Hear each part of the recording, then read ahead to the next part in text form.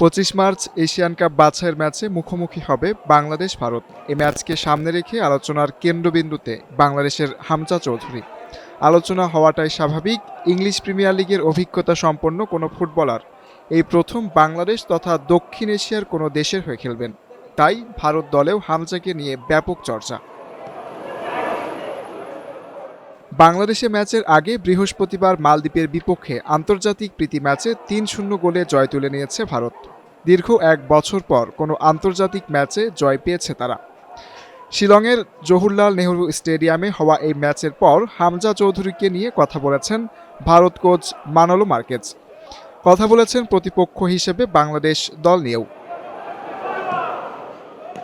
এই ম্যাচ নিয়ে ভাবনা জানতে চাইলে ভারত কোচ মার্কেজ বলেন, আমার মনে হয় এটা সহজ ম্যাচ হবে না। আমার ধারণা দুই দলের জন্যই এই ম্যাচটা কঠিন হবে। মার্কেজ সংবাদ সম্মেলনে বাংলাদেশ দলের নতুন মিডফিল্ডার হামজার প্রসঙ্গে বলেন, হামজা একজন অসাধারণ খেলোয়াড়।